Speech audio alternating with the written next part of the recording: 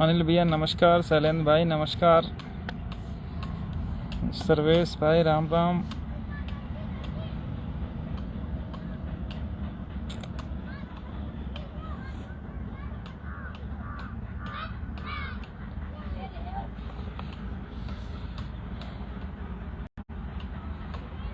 अर्जुन भाई नमस्कार।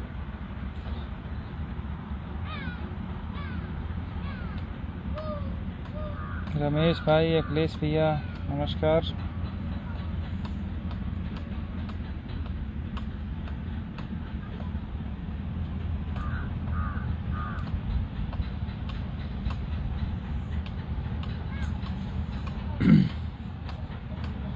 सुनील भाई जय भीम। सौरभ साके भाई बढ़िया हैं, और बताएं सौरभ भैया। इसरार अली भाई आदाब।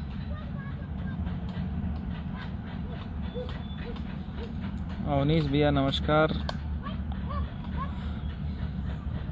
पाल भाई बोल रहे हैं कि ठंडी नहीं लग रही है, हमारे यहाँ खुद इतनी धूप निकली हुई है तो ठंडी कहाँ से लगेगी। अनिल भाई नमस्कार। रमेश भाई तो दिनेश भैया नमस्कार। और दिनेश भाई बस आप लोगों का आशीर्वाद है।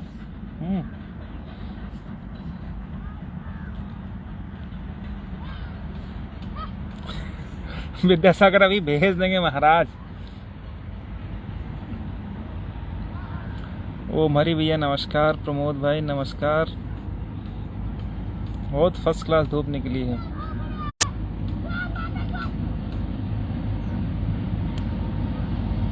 तो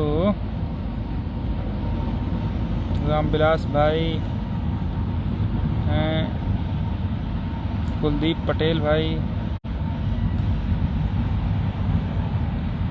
बहुत तेज धूप लग रही है।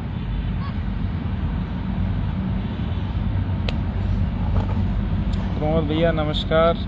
रतन पाल भाई नमस्कार। तो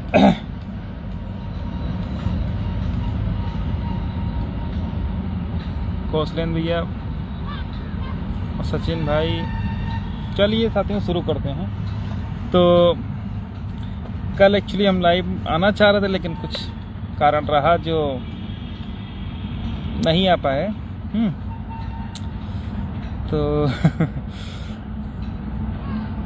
आज जैसे ही टाइम मिला तो हमने कहा अपने भाइयों के बीच में जो है, सचिन भैया नमस्कार, कुछ बातचीत किया जाए। अब सबसे फ़ोन पे वार्ता करना संभव नहीं हो पाता, तो सोशल मीडिया एक बेहतर प्लेटफॉर्म है।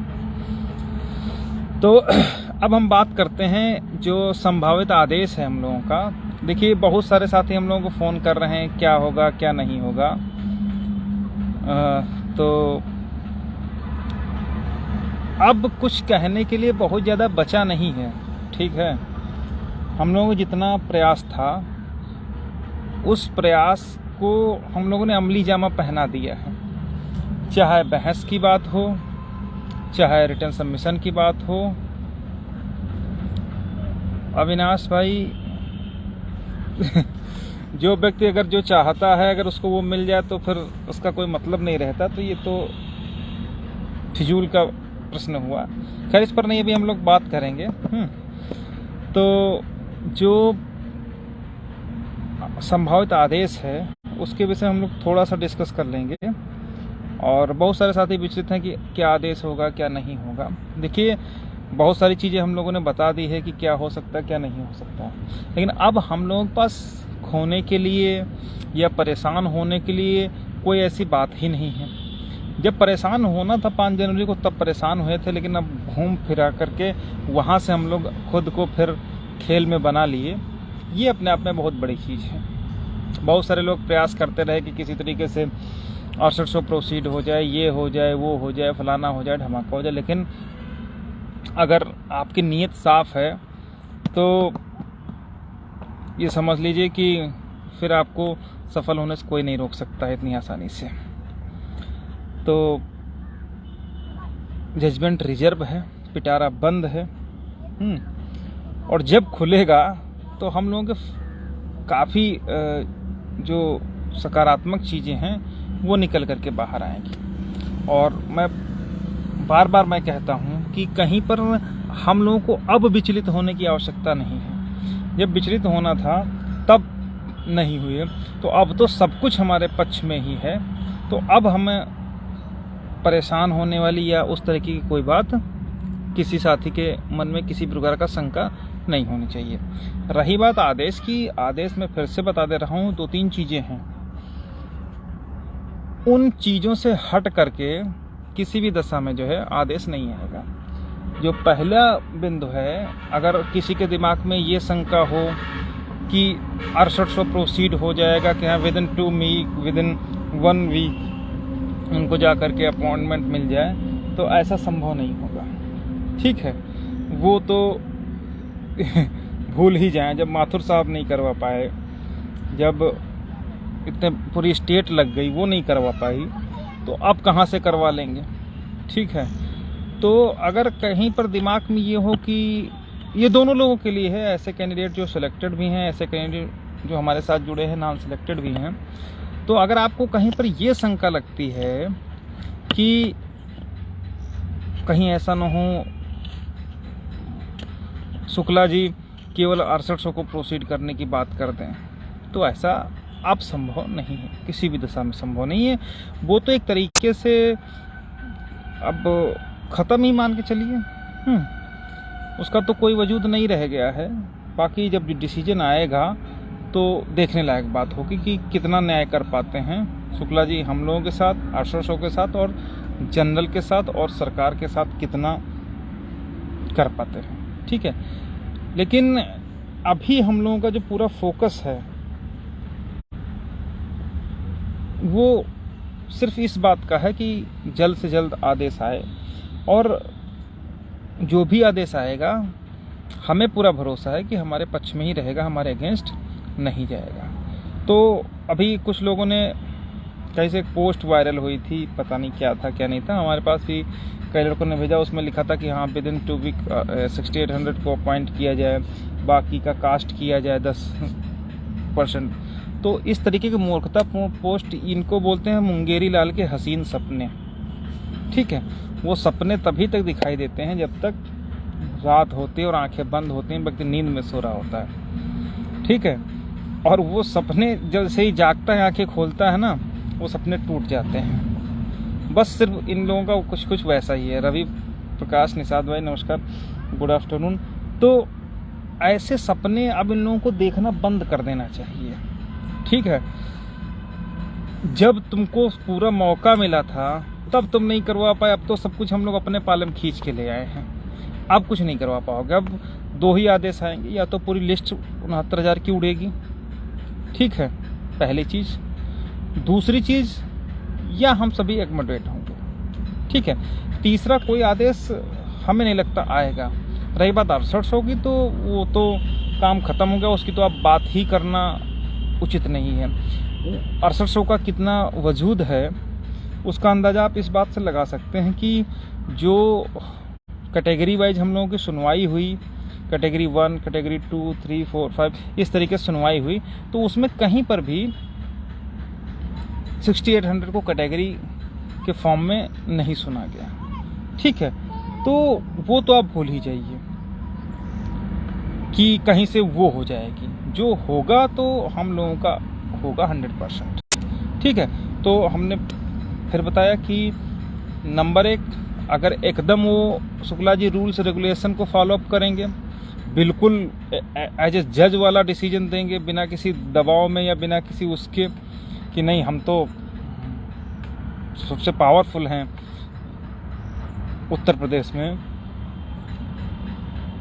तो फिर वो सीधे लिस्ट को ऐसे कर देंगे, पूरी की पूरी 69,000 पूरी लिस्ट रद्द करो और फिर से चयन सूची बनाओ, और फिर से जो अंदर हो रहा है उसको अंदर करो, जो बाहर हो रहा है उसको बाहर करो। फिर चाहे वो 70 से 66 के बीच वाला जनरल हो या कोई भी हो, उनको बाहर करके जो प्लेस बनाते हैं उनको करिए। ये तो हो गया एकदम स्ट्रिक्ट ऑर्डर कि हाँ भैया ऐसा करो। दूसरा होगा जो थोड़ा सा सरकार से वकीलों के परामर्श से, हमारे सबमिशन के आधार पर, हमारे जो अन्य वकील हैं उनके आधार पर कि भाई चलो ठीक है, अब गलती तो हो गई तो पूरी लिस्ट ना रद्द करके किसी तरीके से ऐसा किया जाए कि चलो जो लड़ रहे हैं उनको किसी तरीके से बीच का रास्ता निकाल करके उनको एकोमोडेट कर लिया जाए और इस मुद्दे का पटाक्षेप कर दिया जाए। तो एक तो ये रास्ता निकल जाएगा, ठीक है। तो दो चीज़ें हैं, दो चीज़ के अलावा तीसरा ऑर्डर कोई नहीं आएगा जहाँ तक मैं समझ पा रहा हूँ।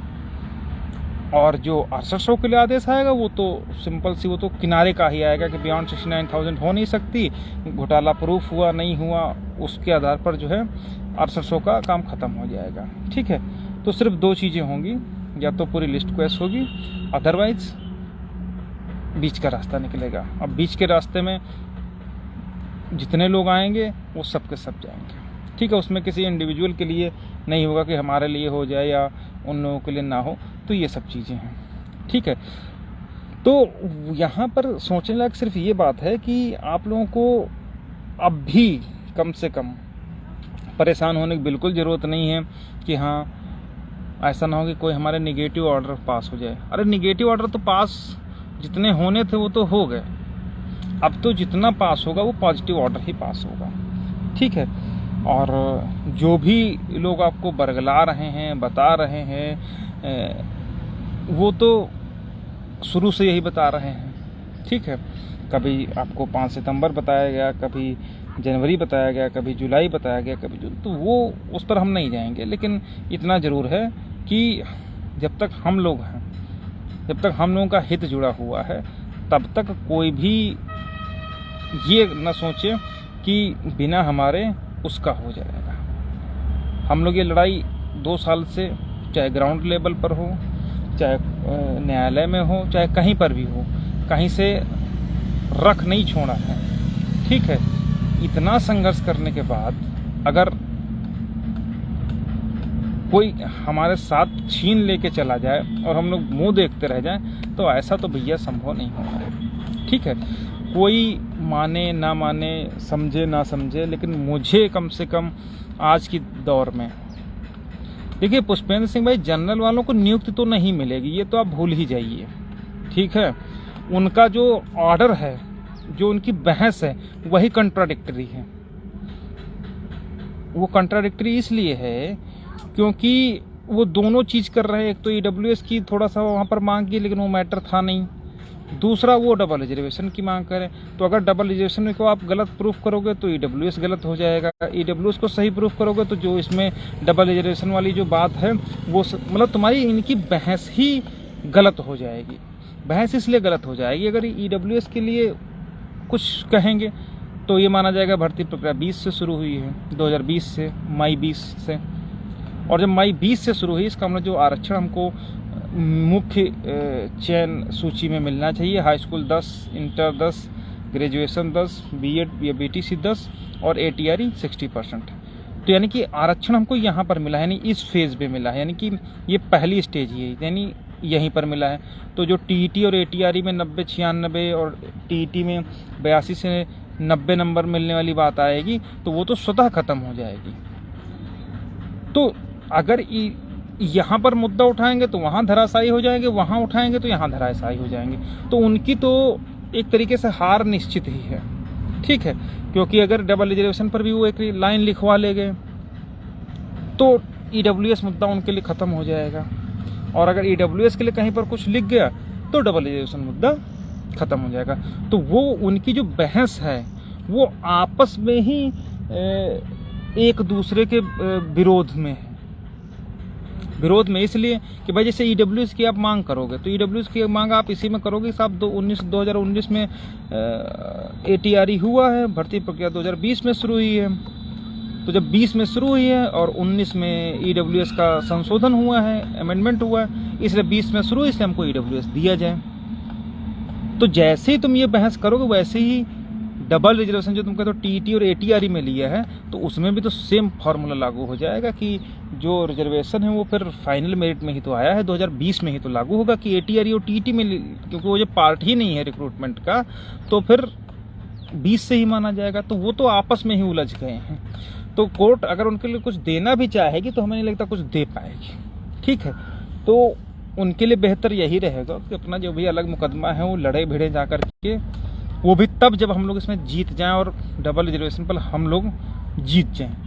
मतलब ये मान लिया जाए कि भर्ती प्रक्रिया 2020 से शुरू हुई है, तब तो उनको ईडब्ल्यूएस में कुछ मिलने की पॉसिबिलिटी हो सकती है। वो भी इसलिए नहीं मिलेगा, कोर्ट इसलिए खारिज कर देगी, मुझे पता है कि क्यों खारिज कर देगी।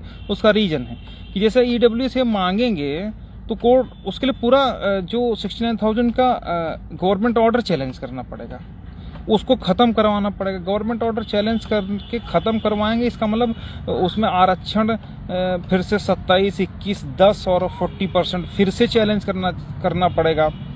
और वो इन्होंने कहीं किसी भर्ती में चैलेंज इस मुकदमे में कहीं पर चैलेंज किया नहीं है।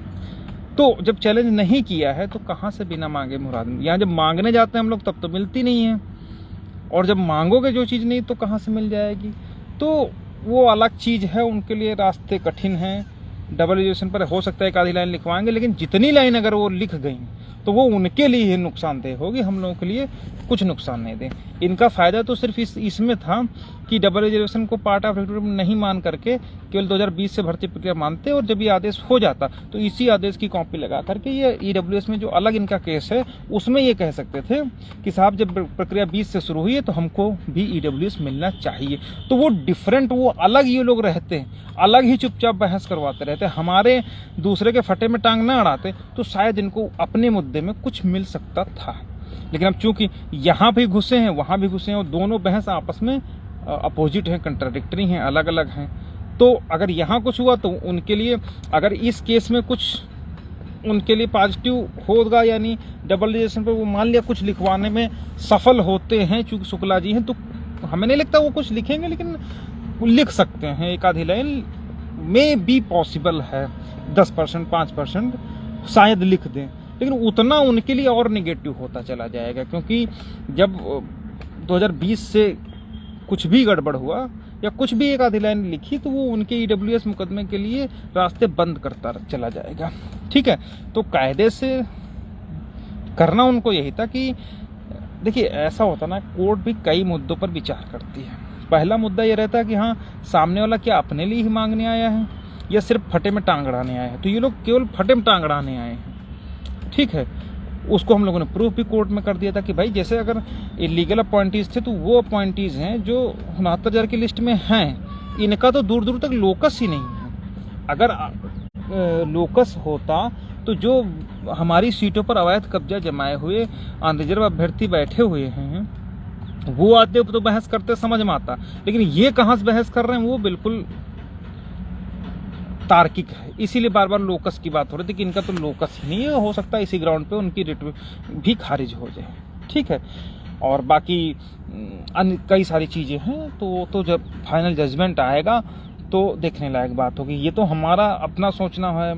इस तरह की जब कोर्ट किसी मुद्दे को डिसाइड करने बैठे तो उसके पास बहुत सारे क्वेश्चन होते हैं, उन क्वेश्चंस के आधार पर उसको सबकी समरी तैयार करनी पड़ती है, फिर उसमें आधार पर डिसीजन लिखना होता है। तो कई सारी चीज़ें कोर्ट क्या करती है वो देखने लायक बात होगी, लेकिन इनके लिए नुकसानदेह भी रहेगा, ये मैं 100% कह सकता हूँ।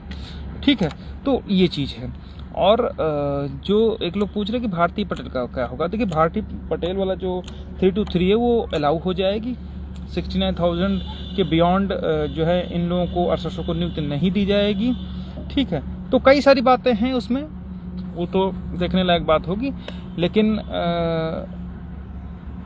जो भी आदेश आएगा वो हम लोगों के पक्ष में ही रहेगा। ठीक है, तो अभी देखो मैं क्या कह रहा था कुछ,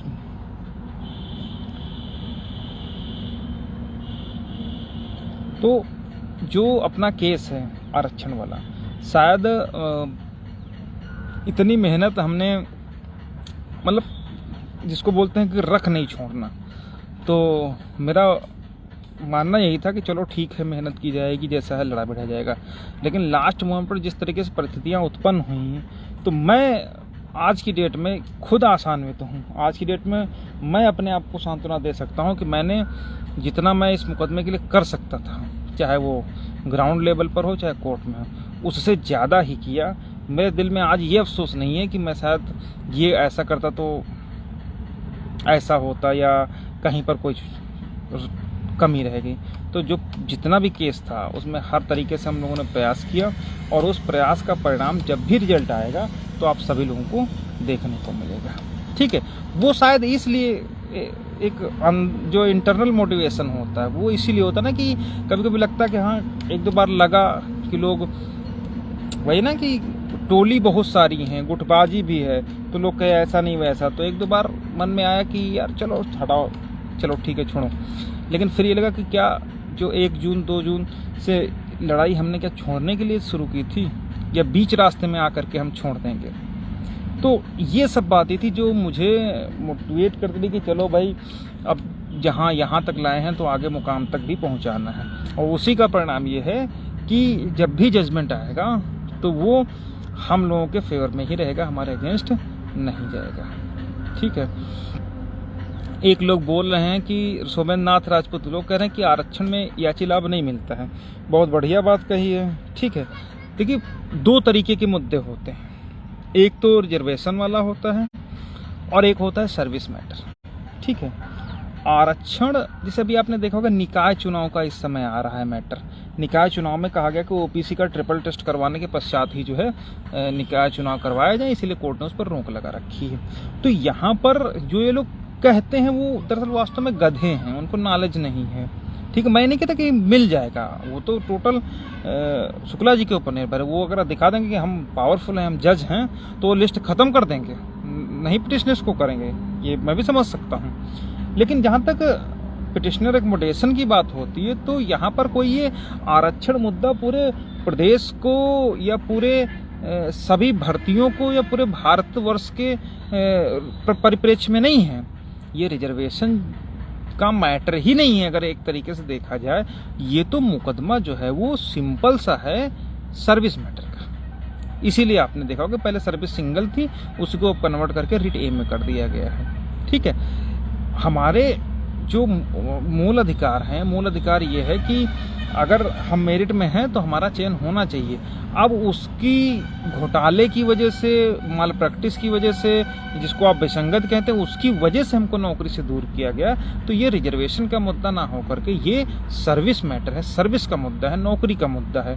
तो यहाँ पर रिजर्वेशन वो होता कि जैसे अभी मान लिया, जैसे आपने कहा कि EWS 10% लागू करना चाहिए, किसी स्टेट ने 4% लागू किया, किसी स्टेट ने 3% लागू किया। तो वहाँ पर जब आप जाओगे कि हाँ चलो पूरे स्टेट में 10% लागू करो, तो वो सामूहिक रूप से होगा।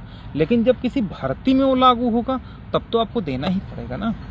तो ये मैटर यहाँ पर ये नहीं कि हाँ केवल रिजर्वेशन का मुद्दा है, ये रिजर्वेशन का तो सेकेंडरी है, पहला सर्विस का मुद्दा है। रिजर्वेशन तो हमको ऑलरेडी 27-21 मिला हुआ है, उस रूल को ये फॉलो अप नहीं कर रहे हैं, उसको हम कहने कि आप फॉलो करोगे तो हमारा स्वतः ही चयन आ जाएगा। तो जो ये बेसिकली ये है वो आरक्षण का मुद्दा नहीं बल्कि सर्विस मैटर है। ठीक है, तो आप कभी ये मत कहिएगा कि जो है कि रिजर्वेशन का मैटर है, ये रिजर्वेशन का तो है ही, लेकिन प्राथमिक रूप से ये सर्विस मैटर है। इसीलिए जो है सिंगल बेंच में रिट ए में हम लोग चयन कर रहे हैं। जब वो बृहद पैमाने पर होता है तो वो उसकी PIL दाखिल होती है और वो डबल बेंच में डायरेक्ट जाता है। जैसे अभी आपने देखा आरक्षण का मुद्दा था निकाय चुनाव, तो वो सिंगल बेंच में थोड़ी ना गया, वो सीधे डबल बेंच में गया, जिसको जस्टिस उपाध्याय साहब उसको देख रहे हैं। ठीक है, तो उस तरीके का जब मुद्दा होता है तो वो पूरे प्रदेश में लागू होता है। लेकिन अपना जो मैटर है वो पूरी तरीके से सर्विस मैटर है, और सर्विस मैटर में सामान्यतः जो आदेश होते हैं वही आदेश पारित होते हैं। ठीक है, आप जैसे सौरभ यादव वाला जजमेंट उठा लीजिए, उसमें 2 बंदे थे, दोनों बच्चे अकेले लड़े थे। ठीक है, उसमें भी उन्होंने कहा कि ठीक है, इन दोनों लड़कों का कोर्ट ने कहा कि कर दो, क्योंकि जो उनकी जगह पर गलत अपॉइंटीज थे, हालांकि कोर्ट ने उनको नहीं हटाया था लेकिन इन दोनों को करवा दिया था। ठीक है, तो वो भी तो रिजर्वेशन वाला मुद्दा था। तो उसमें आप नहीं कहे कि हाँ ऐसा नहीं होगा कि पिटिशनर एकमोडेशन नहीं होगा, क्योंकि जानकारी का अभाव रहता है लोगों को। तो रिजर्वेशन सेकेंडरी मैटर है, प्राइमरी मैटर ये है कि ये टोटली एक भर्ती प्रक्रिया का मुद्दा है, एक सर्विस मैटर है, और उसी सर्विस मैटर के विषय में हम लोग लड़ रहे हैं। ठीक है, तो ये सारी बातें तो कहीं से भी शंका वाली बात नहीं है। ठीक है, सलन भाई बोल रहे हैं कि भैया कट ऑफ के बारे में बताए। कट ऑफ, देखिए कट ऑफ के विषय में मैं बता चुका हूँ। कट ऑफ कोई ऐसा मैटर नहीं है कि आप उठा के रख दो कि भैया ये हमारी कट ऑफ हो गई 65, ये हो गई 63। कट ऑफ सिंपल सी होती है, ऊपर से मेरी डाउन की जाती है, जिस पर अंतिम सीट भर जाती है, अंतिम में भर्ती रहता है, वही उसकी भर्ती की कट ऑफ मानी जाती है। ठीक है, अब जब तक 6800 यहाँ पर प्रोसीड नहीं होगी तब तक जो 66 प्लस वाली कट ऑफ है वही मानी जाएगी।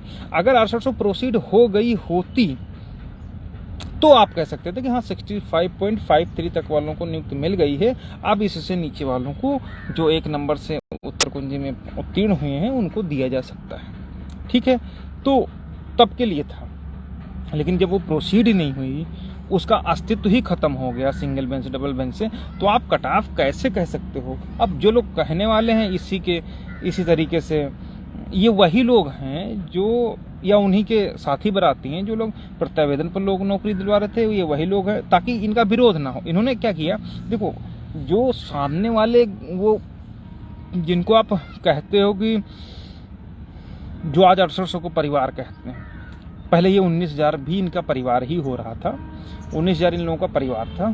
फिर उन्हें परिवार का, अब वो वर्ड मैं नहीं यूज करना चाहता, परिवार का एकदम सफाया कर दिया, कत्लेआम मचा दिया, फिर इनका परिवार 6800 आ गया। अब ये उसी परिवार के कुछ गुलाम अभी भी हैं, तो ये उन गुलामों को वश में किए हुए हैं। उनके पास एक जड़ी बूटी है जो मीठी जड़ी बूटी है, वो इतनी मीठी है कि उसको सामने वाले को जैसे फेंका जाता है वो एकदम पिघल के, एकदम समझ लो वो पिघल जाता है। ठीक है, तो उन्हीं के साथ के ये लोग हैं, तो अब उनका विरोध ना होने पाए, इसलिए वो एक नया रास्ता निकाले हैं कि हाँ भैया 6800 हो जाने तो तुम्हारा लोगों का तो हमारे साथ उत्तर कुंजी में हो जाएगा। ठीक है, तो ये उनके पास एक हुनर है लोगों को बौखलाने का, लोगों को बरगलाने का, लोगों को बेवकूफ़ बनाने का। ये इनके साथ, ये वही लोग थे जो कहते थे कि 6800 तो हम करवा लेंगे, साथ में तुम लोग पुड़िया दे देना 100 की, तुम पुड़िया दे देना प्रत्यावेदन की, हम तुम्हारा करवा देंगे। ठीक है, तो और लोग मान भी लिए थे। लोगों ने, किसी ने 20,000 दिए, किसी ने 25,000 दिए, किसी ने 50,000 दिए, एक दो लोग ऐसे हैं जो 2-2 लाख तक दिए हैं। और ये बात किसी और ने नहीं, इनके गुर्गे ने बताई है। अब चूंकि वो सब रिकॉर्डिंग हमारे पास रहती है, लेकिन मैं किसी बेइज्जत नहीं करता। ठीक है, ठीक है, ट्रेंड करके दिया है। तो अरे स्थिति ये थी कि लोग ये आज भी कुछ ऐसे लोग हैं इनके चरण चुंबन करने वाले, जो आज भी ये मानते हैं कि भैया ने हमारा पुड़ियस करवा दिया होता, लेकिन इन्होंने गड़बड़ कर दिया।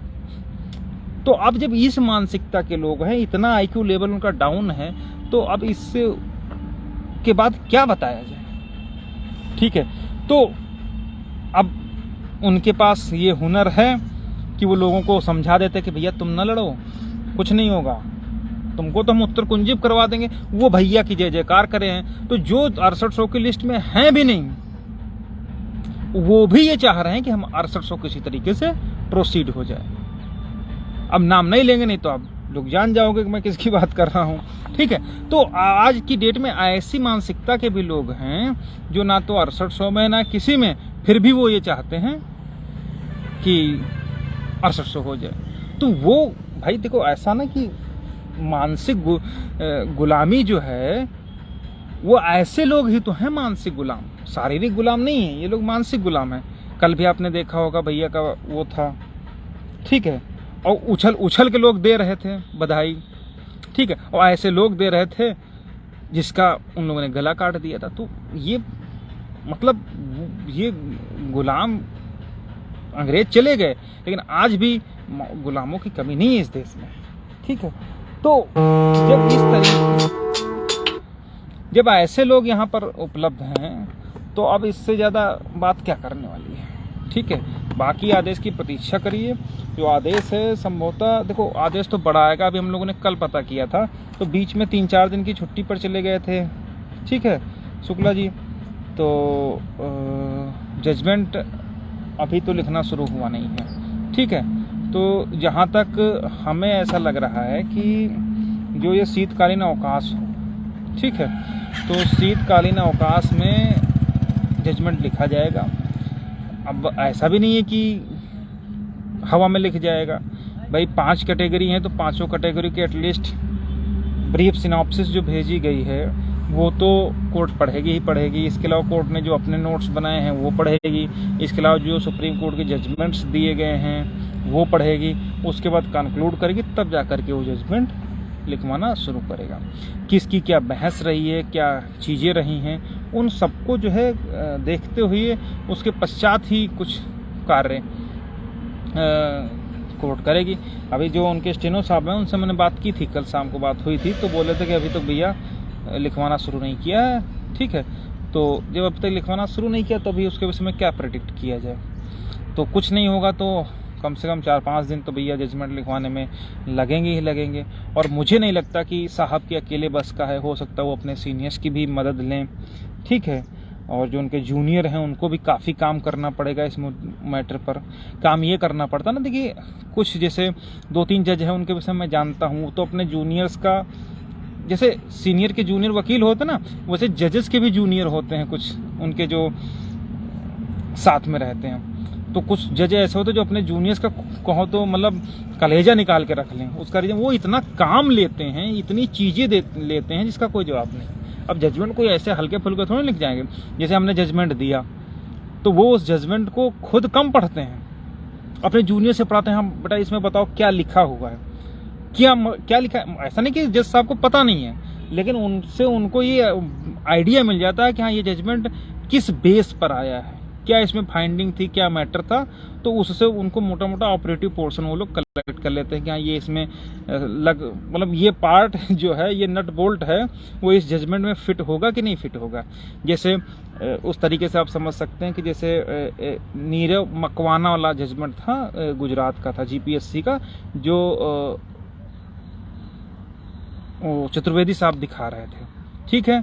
तो बाद में पता चला कि वहाँ सिंगल बेंच में जितेंद्र वाला जजमेंट लागू हो गया था, तो डिवीजन बेंच में गया मैटर, तो पता चला कि नहीं वहाँ की पॉलिसी डिफरेंट है, हमारे उत्तर प्रदेश की पॉलिसी डिफरेंट है। तो ये चीज़ हमने कोर्ट में रखी। इसी तरीके से जो कोर्ट होती है वो भी अपने जूनियर से काम लेती है कि भाई इस जजमेंट में बताओ कि क्या वास्तव में ये उत्तर प्रदेश के परिप्रेक्ष्य में है, उत्तर प्रदेश की जो गाइडलाइन है उसी पर रिलाई अपान कर रही है, या मतलब सेम टू सेम मैटर है। तब जा करके वो जजमेंट खुद पढ़ते हैं और लिखना वो करते हैं, ठीक है। तो ये सारी चीज़ें होती, तो पहले वो जूनियर्स उस पर काम करते हैं, फिर वो चीज़ें इकट्ठा कर करके देते हैं, ठीक है। और जैसे जज कोई आदेश लिखता है तो उस आदेश को लिखते समय उसको अपना भी तर्क देना पड़ता है, अपना भी व्यू देना पड़ता है, और उस व्यू का ग्राउंड क्या है। जैसे सपोज दैट मान लिया कि कोर्ट ने कह दिया कि 69,000 की लिस्ट रद्द होनी चाहिए, या कोर्ट ने कह दिया कि 6800 गलत है, ठीक है। तो 6800 गलत है तो क्यों गलत है, क्यों उसको रद्द होना चाहिए, क्यों 69,000 की पूरी लिस्ट फिर से विड्रा होकर के फिर से रीड्रा होनी चाहिए। तो उसके पीछे उसको पूरी फाइंडिंग इकट्ठा करके देनी पड़ती है और बताना पड़ता है कि इस कारण से ये चीज़ गलत है। इसके लिए उसको गाइडलाइन का हवाला देना पड़ता है, इसके लिए डिवीजन बेंच के ऑर्डर्स का हवाला देना पड़ता है, माननीय सर्वोच्च न्यायालय द्वारा पारित आदेशों का भी हवाला देना पड़ता है कि हाँ उस जजमेंट के अकॉर्डिंग ये चीज़ गलत है। जैसे डिवीजन बेंच ने कहा था, सिंगल बेंच ने भी कहा था कि 6800 चूँकि बियॉन्ड 69,000 है, इसलिए उसको हम नहीं कर सकते। ये सेटल्ड लॉ है, सुप्रीम कोर्ट में कई आदेश पारित कर चुके हैं, तो उन आदेशों को भी जजमेंट में कोट करना पड़ता है कि हाँ हम माननीय सर्वोच्च न्यायालय के आदेश से बंधे हुए हैं, उन्होंने कहा कि इससे इतर अगर एडवर्टाइज नहीं हुई तो नहीं हो पाएगा। तो वो सारी चीज़ें कोर्ट को उसमें लिखनी पड़ती हैं, और हमें लगता है कि कम से कम 100 पेज का जजमेंट अगर आ जाए तो भी कोई बड़ी बात नहीं है, ठीक है। तो ये सब उसमें सब अब लिखना पड़ता है कोर्ट को। अब भाई सर्वोच्च न्यायालय तो है नहीं कि उन्होंने एक लाइन लिख दी डिसमिस जाओ, उसके आगे कुछ है ही नहीं। क्योंकि सिंगल बेंच है तो उसको एक डर रहता है, डर ये रहता है कि उसके आगे भी उसके पिताजी बैठे रहते हैं या उसके सीनियर्स बैठे रहते हैं, तो उनको ऐसा जजमेंट सेट करना पड़ता है जो वो ये चाह करके अच्छा जजमेंट लिखता है या लिखती है कि जो हमारा जजमेंट है, अगर कोई उसको चुनौती भी दे तो अगर किसी तरीके से इधर उधर हो तो हमारा जजमेंट कहीं पर गलत ना साबित हो। कोई ये नहीं चाहता, जैसे मैं चाहता हूँ, जैसे मैं अगर बच्चों को पढ़ाऊँ तो मैं किसी बच्चे को पढ़ा दूँ और बता दूँ बेटा ये सवाल ऐसे हल होगा, और वो उसको लेकर के प्रिंसिपल के पास चला जाए, तो जो टीचर रहे वो ये नहीं चाहता कि हमारा जो आंसर हमने बताया वो टीचर गलत या प्रिंसिपल गलत उसको साबित करे। तो यही कोर्ट में भी होता है। कोर्ट इसीलिए सिंगल बेंच में बड़ी मेहनत करके जजमेंट लिखा जाता है, ठीक है। उसमें सारा डॉक्यूमेंट इकट्ठा किया जाता है, जूनियर से भी ज़बरदस्त काम लिया जाता है, तब जाकर के सारा जजमेंट तैयार होगा। तो ये सब बातें हैं। तो अभी कल तक तो जजमेंट लिखा नहीं जा रहा था, उम्मीद है इस हफ्ते से शुरुआत कर सकते हैं। अगर इस हफ्ते नहीं करेंगे तो फिर जाड़े की छुट्टियों में ही लिखेंगे। तो कोई भी हताश, निराश, परेशान होने की स्थिति कम से कम अब नहीं है, ठीक है। जजमेंट अपने फेवर में रहेगा, ठीक है। और बाकी जो लोग करवाना चाहते हैं, जैसे वाईएस टाइप के लोग हैं, तो जब पी लेते हैं, कुछ भी मतलब मादक द्रव्य, तो उनकी भाषा बदल जाती है। तो ऐसे लोगों के चक्कर में ना पड़ें। जजमेंट आएगा तो आपको दिखेगा कि किसने क्या किया है, ठीक है। बाकी निश्चिंत रहें, हम लोगों के फेवर में ही जजमेंट रहेगा। दो में से तीसरी बात नहीं होगी, या तो लिस्ट क्वैश होगी या हम लोग भी होंगे, ठीक है। बाकी अगर कोई सोचे कि हाँ हम अरशद से प्रोसीड करा ले जाएंगे, ये करवा देंगे, फलाना करवा देंगे, धमाका, ये ख्याली पुलाव है, मुंगेर लाल के सपने हैं जो नहीं पूरे होंगे, ठीक है। ये सब चीज़ें हैं। कुछ लोग पूछ रहे हैं याचिका अब किस तारीख की याचियों तक की संभावना है। भैया देखिए, ये चीज़ तो बड़ा महंगा, बहुत बड़ा प्रश्न है। इसको शुक्ला जी के लिए ही छोड़ देते हैं, अगर मिलता है तो, ठीक है। तो शुक्ला जी खुद डिसाइड करेंगे क्या करना है। बाकी हम लोगों की तरफ से तो पूरी बात रख दी गई है, रिटन सबमिशन में भी रख दी गई है, रिटन आर्गूमेंट हम लोगों ने किया था उसमें भी रख दी गई है, सारा चीज़ कर दिया गया है। अब सिर्फ और सिर्फ आदेश की प्रतीक्षा है। तब तक खुश रहें, मस्त रहें। और अगर किसी का कुछ प्रश्न हो तो भैया बता दो।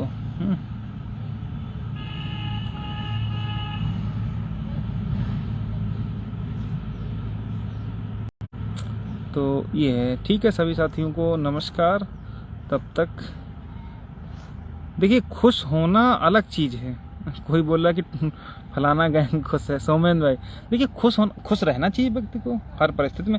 यही तो हुनर है उनका, ठीक है भाई। अरे भाई, हुनर ना होता तो प्रत्यावेदन क्या वो न करवा देते, और लोग करवा। आप सोचिए कि ये हुनर उन्हीं में है कि जो प्रत्यावेदन में नौकरी दिलवा दिया, ये हुनर उन्हीं में है जो सितंबर में नौकरी दिलवा दिया। तो उस पर मैं कुछ नहीं कहूँगा। एक भाई कह रहे हैं कि फलाने सेफ है, सब लोग सेफ हैं, ठीक है। तो ये सारी चीज़ें हैं। चलिए, बहुत बहुत धन्यवाद। बाकी उम्मीद रखिए आप लोगों के फेवर में ही रहेगा, अगेंस्ट नहीं जाएगा। अगेंस्ट बस इतना हो, भले हो जाए कि पूरी लिस्ट उड़ा दे कोर्ट, बस। और लेकिन अगर वो भी उड़ेगी तो भी हम लोगों के फेवर में रहेगा, उसमें कोई विचलित होने वाली बात नहीं है, ठीक है। चलिए, बहुत बहुत धन्यवाद।